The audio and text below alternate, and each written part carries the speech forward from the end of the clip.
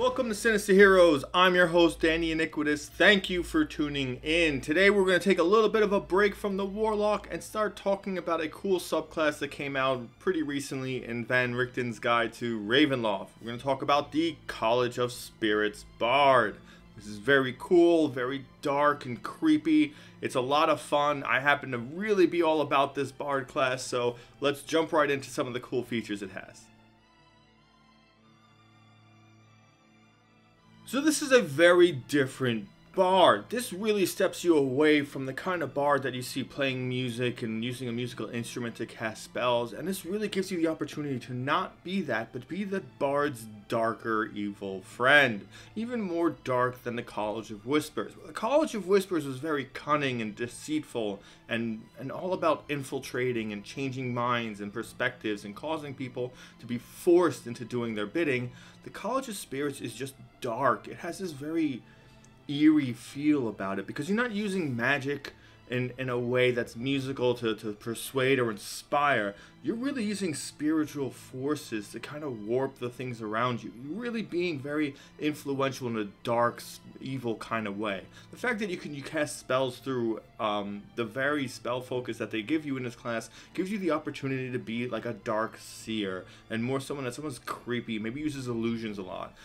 There's a lot of cool things with that. I'm going to explore it deeply once you get into some of the actual class abilities, but right off the bat, this feels right at home. I love this subclass. It is so much fun. It's dark, it's creepy, it's everything that I love, and on top of that, it gets the great ability to use the amount of illusion magic that a Bard gets access to. So it's very cool. If you wanted to play a dark, creepy clown, this is a very great way to do that. It tends to fill a lot of cool roles. So without further ado, we're going to jump into the first abilities you get at level 3. Right away, when you pick this class at 3rd level, you get 3 abilities. These abilities include Guiding Whispers. This gives you the ability to cast the Guidance cantrip, and it doesn't count against your cantrips known. What's important to understand is this cantrip now has a range of 60 feet, which means it's no longer a touch range. What's important to note here is that it offsets your use of Bardic Inspiration, because people always try to conserve your resource, which is something I tend to have a big issue with, but it helps offset that so you can use your Bardic Inspiration for other things. Given that 60-foot range, it gives you a lot of availability. The second ability you get at 3rd level is Spiritual Focus. This gives you the ability to use a different kind of spell focus for your bardic spells. This can be a candle, a crystal ball, a skull, a spirit board, or a Tarokka deck. I personally would choose the deck because it gives me that sweet Bakura Yu-Gi-Oh feel, showing my age here, but it's cool to just pull a card out and play that card as one of your abilities. Also with Spiritual Focus, once you hit level 6, you get to roll a d6 and add that bonus number to any damage or healing that you do for a spell. So essentially, once you hit 6th level and you use one of these Spiritual Focus, it's like upcasting basically whatever spell you have, or at least getting pretty close to that, which is a great bonus to you. Now we're going to talk about the 3rd ability you get at level 3. Tales from Beyond. This is the ability that separates you distinctively from other Bard subclasses. This is what makes you less of a musician and more of a storyteller, and this gives you the availability to tell stories, specifically ghost-like stories or stories of heroes from the past or spiritual stories, warnings, cautionary tales. You got to get that kind of a feel for it when incorporating these. These use your Bardic Inspiration. You can use them regularly in exchange for an expenditure of your Bardic Inspiration. So in the beginning, they're going to be sparingly until you get them back as a short rest. You can retain one story in your mind until you use the ability or until you finish a short or long rest. After using the ability, you can of course use this Bardic Inspiration die again in order to be able to cast a different one or roll on this table again. Using Tales from Beyond, you can target a creature in 30 feet of you. This creature can also be yourself if you decide to do so. What's important to note is that some of these will not be available to you until you reach the appropriate level where your Bardic Inspiration die will grow to these levels. Now, We're going to go through them really quickly because there's a lot to kind of unpack here. So you're going to want to take your time and really read through them and understand what they do. Also, when you roll to use this ability, that is the story, the tale that you will be able to tell. You cannot re-roll that. This is what you get. So use it and just not be afraid to use it, even if they seem somewhat situational. You got to use these abilities if you want to really feel like it. And I'm a big promoter of using your abilities and not holding on to them.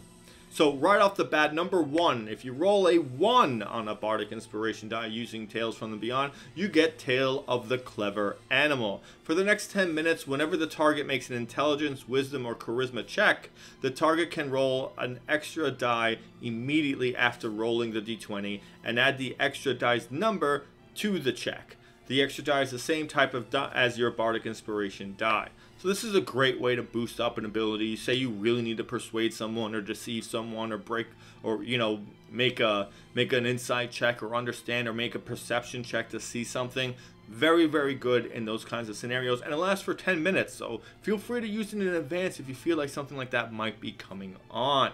Secondly, if you roll a 2 on the Bardic Inspiration die, you get the Tale of the Renowned Duelist.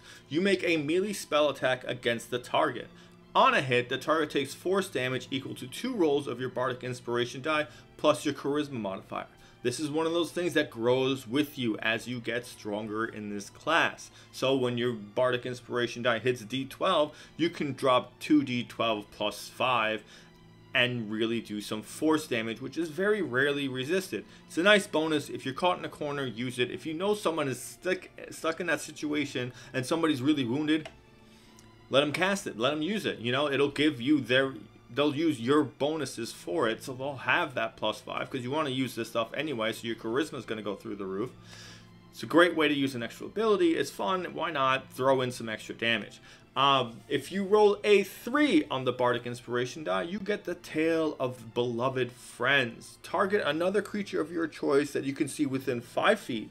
It gains temporary hit points equal to a roll of your Bardic Inspiration die plus your Charisma modifier. So this gives 2 people temporary HP. It's a good bonus. You can't really say no to having it. It's fun. It's a great way to share that kind of beloved tale of friendship and really help people out that might need it. Again, you roll the Bardic Inspiration die at this time, so in the early stages it's not much, but it's still valuable. And then further on, when you get to higher levels, a d12 plus 5 is 17 temp HP. It's at least something to reduce damage being taken. If you roll a 4 on the Bardic Inspiration die, you get Tale of the Runaway. The target can immediately use its reaction to teleport up to 30 feet to an unoccupied space it can see.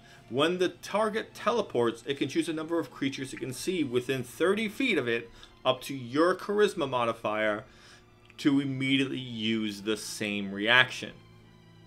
It's a great escape. You got a whole bunch of wizards or sorcerers or rogues tightly in an area, and they're surrounded, and it's about to get really bad for them. Tales of the Runaway. Always have something prepared. You want one of these Tales from the Beyond in your back pocket for a scenario like this because it's awesome. I honestly think some of these are better than actually just having Bardic Inspiration around, but there are those people who absolutely would disagree with that and inherently suggest that Bardic Inspiration as itself is better. Again, to each their own. If you roll a 5, you get Tale of the Avenger. For 1 minute, any creature that hits the target with a melee attack takes force damage equal to a roll of your Bardic Inspiration die. You have a tank up front, you have a barbarian surrounded by enemies. Throw on the Tale of the Avenger and watch it just tick people down. It lasts for a minute. That's 10 rounds. Anything that attacks this with a melee attack is going to take a roll of Bardic Inspiration die. Again, the higher up you get, the more it works, the more damage it does, and the more effective it can be. And you have a chance of taking 1d12 for every melee attack that hits. Multi-attack, that can be as high as 36 damage. Very rare that that'll happen, but you just stack that on as a buff and it really helps out, and it helps to cause people maybe to not want to attack that person anymore and want to change it off to someone else. Depending on the intelligence of the monster you're fighting, these can be very valuable features. If you roll a number 6 on the Bardic Inspiration die, you get Tale of the Traveler. The target gains temporary hit points equal to a roll of your Bardic Inspiration die plus your Bard level. While it has these temporary HP, the target's walking speed is increased by 10 feet and it gains +1 bonus to its AC. It's a pretty sweet buff. Depending on who you have, that might be very valuable. Putting that on a wizard gives them a lot of maneuverability and lets them stay further away from people and being able to dart in and dart out. A ranger or a rogue would greatly benefit from something like that, and it gives you a bunch of bardic and temporary HP because you can roll like an 8 and then be at level 12 and get 20 temporary HP. It's great, it's useful, there is no time restraint on it as long as you have these temporary HP. I mean, I can't find a reason not to cast any of these, but then again, you know, use it. Use the ability. It's fun. It's great. At level 7, you get Tale of the Beguiler. The target must succeed on a wisdom saving throw or take psychic damage equal to 2 rolls of your Bardic Inspiration die, and the target is incapacitated until the end of its next turn. Now this is one of those dark illusory magic kind of abilities that really calls to me. This is awesome. This is fantastic. Once you have the availability to roll D8 Bardic Inspiration die, I'd be begging for this ability constantly. It's cool. It's a big detriment. If you drop somebody and they're incapacitated for a whole turn and your whole party gets to just tear them apart, beautiful. Beautiful. And if you flavor text it that they're just being crippled by this horrific nightmare of something occurring to them or reliving the worst moments of their past, oh, now you're speaking my language. Number 8. Tale of the Phantom. The target becomes invisible until the end of its next turn or until it hits a creature with an attack.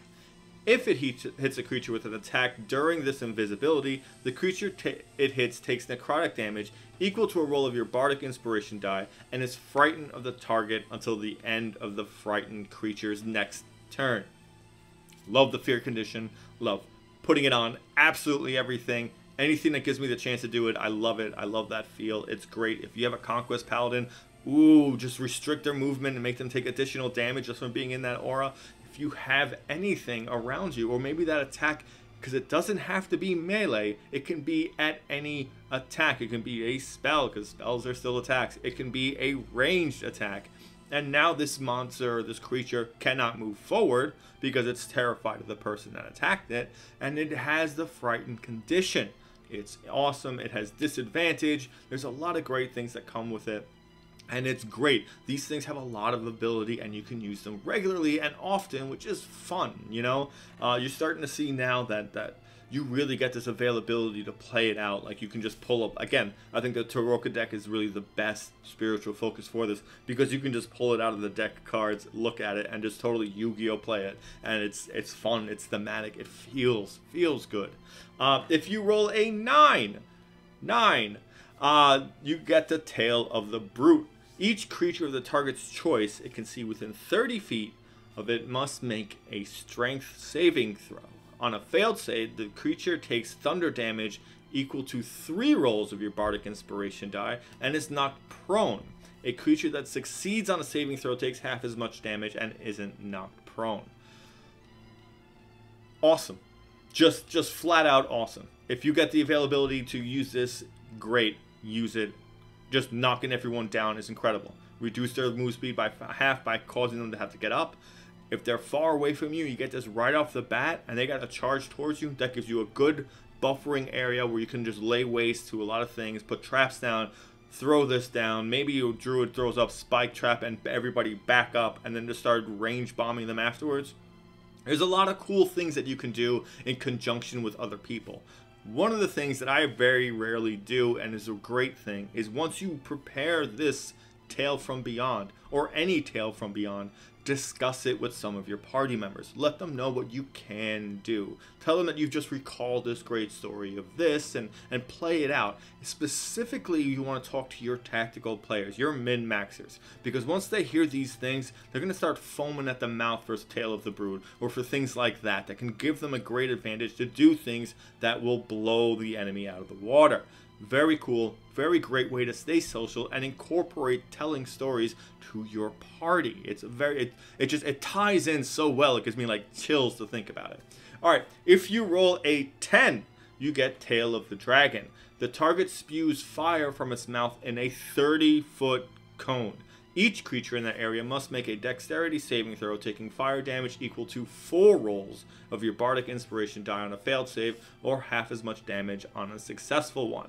Again, this is your spell save DC, so it's going to be pretty high by the time you get to level 10. It's a great AoE that you can just burn down something really quickly. If there's a bunch of monsters that aren't as like high HP and just kind of like cannon fodder, mow them down quick, save some of the spell slots for your wizards and your sorcerers so that way they can use their higher damage abilities on maybe bigger enemies that are in the fight or disabling things that are in the fight that are coming closer. It's a great way to help save other people's resources.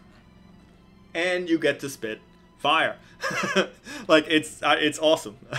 And it's a huge area. A 30-foot cone is very wide. I get positioning might be an issue, but if you do this and you have it prepared and a fight breaks out and you go early enough, you're in great position to hit a lot of things, and a lot of people aren't prepared for it, and just having it doesn't mean you're going to cast it. So if you have a very strategic DM that likes to play this kind of chess war game, this is a great way to kind of not let him know when you're going to use it.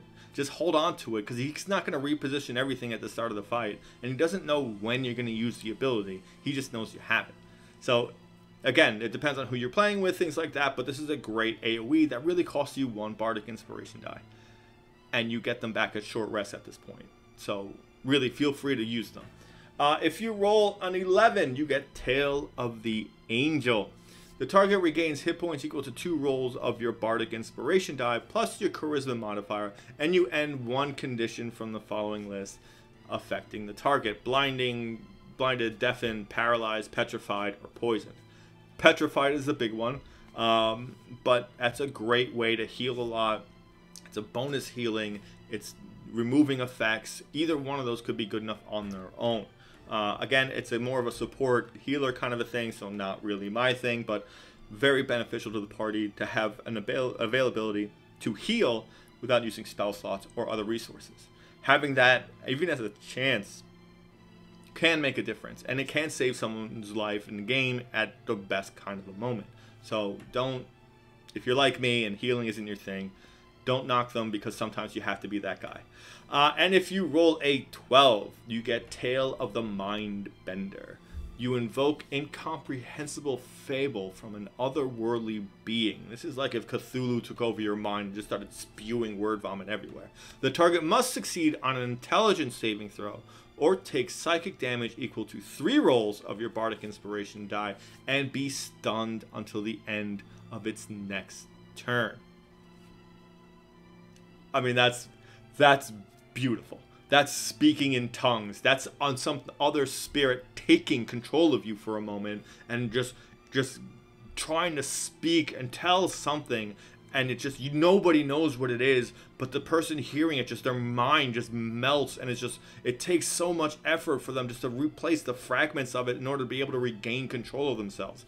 Beautiful, thematic, awesome. It's great. It feels good, and it feels like that last ditch effort kind of an ability. Just like, oh, this is it. It's all gonna come down to this. And if you hit that ability against a big bad or a big monster or something that's really tearing your party apart, that's it. Could you imagine if you have a fighter with action surge waiting, and then you stun the big monster that's killing everyone? That's awesome. That's a free-for-all. That is the feeding frenzy. That's like putting your hand in a bowl of piranhas in like a 90s movie. Like, it's incredible, that feeling, and you did that. And it's cool to get that kind of effect. At 6th level, this gives you the ability Spirit Session. This is a cool ability where you cast a ritual involving whoever happens to be with you. You can do it during a short rest. What it does is it gives you the ability to choose a spell from any spell list. And it must be a divination or a necromancy spell. The level of the spell is equal to how many people participated in the ritual. So it's only lasts for a long rest, but it's a great way to gain spells that you wouldn't normally have. And you can get some cool stuff depending on what it is. But this is something you got to do your homework on. You got to really look at all the divination and all the necromancy spells and understand where you are character level wise, and do that kind of math and computing to find out what spells would be best for you and your party, or what scenario you're in, or just what kind of things you just want to cast. You know, so very, very, very important for you to juggle those things. It's a great ability, but remember at this point, you're getting the ability from your spiritual focus to add whatever your bardic a d6, I'm sorry, to your damage or healing spell. So basically every spell you cast is a level higher, which is great. So don't worry too much if this has to be a little bit confusing or a little bit more homework. This is more so a benefit, adding on to an already great ability, and just kind of giving you this play to be more like of a diviner, where you can see through the future and tell stories and things like that. Also, necromancy is just awesome. At 14th level, you get Mystical Connection. This gives you the ability to roll twice on a Tales from Beyond table and choose either roll. If you roll the same number both times, you can choose whatever tale you want. Obviously, that's the best one. Very cool. Cool options now, so now you can start playing around with it, because again, this ability's cool. It feels good. So being able to choose things and not, you know, maybe dodge some of the ones you don't want to, and make sure you try, or just try something new, because maybe you just roll the same one all the time. It gives you that great ability. And if you hit doubles, you can now choose your favorite, which is awesome. My final thoughts. College of Spirits. Oh god, do I love it. The bard gets a lot of illusion and enchantment magic, so you get to change perceptions and screw around with really the malleability with people's emotions and opinions and freedoms a lot of the ways. And you get to do that, and you get to be creepy and do weird things with it and tell stories that impact people in such specific ways. I love it. I love it. I think it's so great. I think it's so cool. I think it's flavorful. I love the idea of being Bakura from Yu-Gi-Oh! I think that's just so awesome, because it's dark, it's cryptic. You can... It feels so great. Like, I can't express to you how much joy it is to read through this class and then to fall in love with it and be able to play it, be able to do the cool things with it, and be high charisma, be intimidating, being dark, being creepy, being wildly connected to another world in a way that you might even be faking it the whole time, and being the greatest charlatan ever, or being this like dark circus performer, or being it, you know, like being Pennywise from It, and just going full force into that and scaring the hell out of people. It's awesome. It gives you this ability to be this dark bard, this truly menace to just the fabric of reality, and it's awesome. It's fun. There's a lot of chance to it, and whenever there's chance and chaos to it, it's cool to just go with it, because you never know what's going to happen, and you never know if it's going to be that ability, or you never know if it's going to be that story from that whole session. You know, like, you get randomness, and you gotta go with it and have fun with it and just be. It's a great way to feel that. It's a great way to feel like you're really cool and doing things that no one else can really do.